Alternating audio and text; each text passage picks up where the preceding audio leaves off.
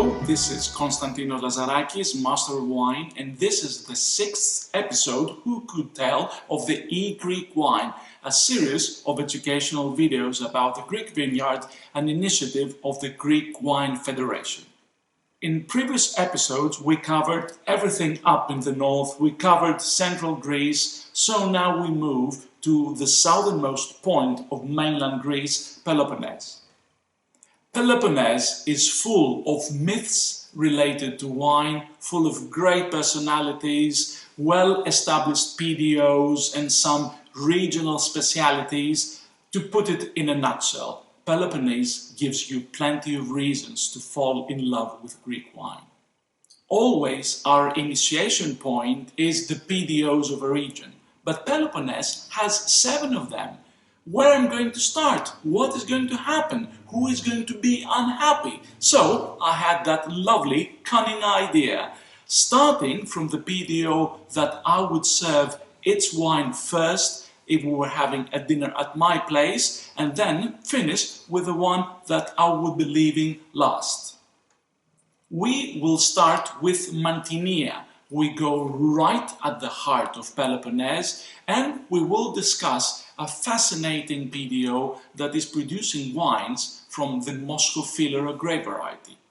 Moscow-Filero is a pink skin grape variety, but if you press the grapes really fast, you get white juice out, so you can make white wines. That's why some people call these wines blanc de noir, meaning white wines being produced from black, in this case pink, grapes.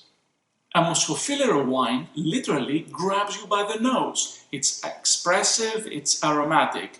It has hints of rose petals and peaches, like a wine made from muscat grape, but then Moscow-Filero carries through with more minerality, more lime. On the palate, it's dry, crisp acidity, light body.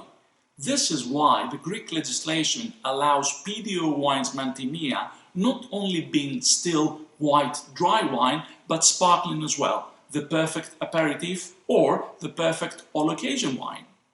Moscow-Filero was blessed to originate from an amazing appellation, Mantinea.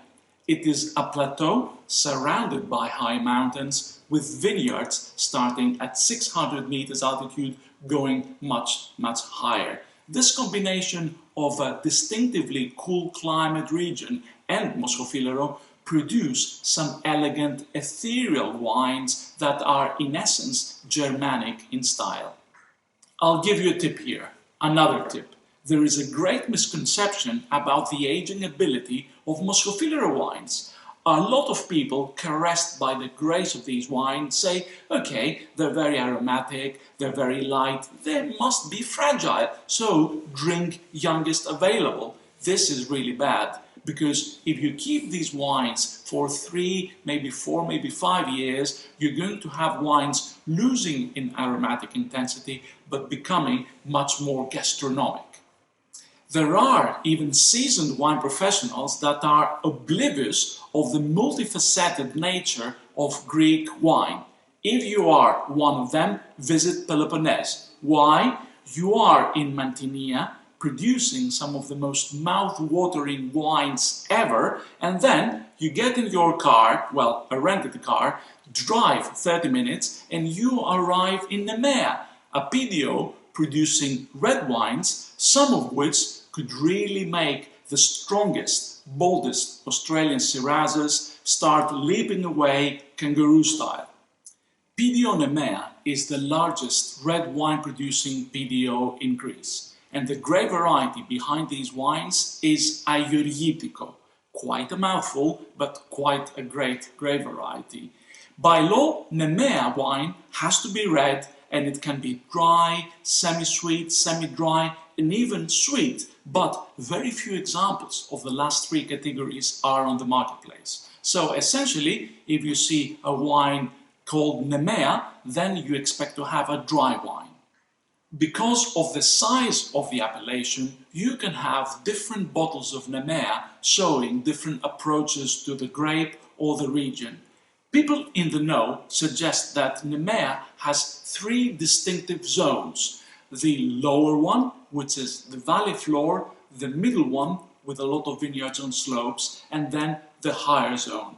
A logical thing to assume is differences in climate. So we have the warmest being the lowest and the coolest being the highest. So we do expect that the wines from the lower zone being more full-bodied, while the upper zones giving wines with more acidity and less alcohol. But I'll tell you this, if someone knows how to make a eGREEKwine in Nemea, knows how to make great wine, no matter what the vineyard is. The variety behind the Nemea wines is a eGREEKwine, a most sexy grape. Why? Lovely color, deep but not too deep, the nose bursts with red berry fruit, the palate is always velvety, no matter how high is the tannin, the acidity is there, giving freshness and backbone, but not too high. It's a wine that, if you love red wine, you will love a well-made eGREEKwine. It's not only that eGREEKwine is sexy, it can be sexy in many different disguises. Pink wines from eGREEKwine, okay, these are not allowed to go under the PDO Nemea, but they can be what a rosé wine can be. Within the PDO Nemea wines, light, fresh, no oak aging eGREEKwines, the perfect summer red wine, medium-bodied eGREEKwines with some aging in oak, the benchmark wines of the appellation. And then some producers make more full-throttle eGREEKwines, higher in oak and in tannin. Keep these beasts in bottle for at least a decade before you even think pulling out the cork. The myth goes that the red wine of Nemea, of eGREEKwine, was the blood of the lion that Hercules killed. If it's so delicious, we can really relate that there are no lions in Nemea anymore. But grab a glass of eGREEKwine, drink it, and you will feel like Hercules waking up in you, and you have enough power to drive all 160 kilometers going you to Achaia, where we're having 4 more PDO wines waiting for us.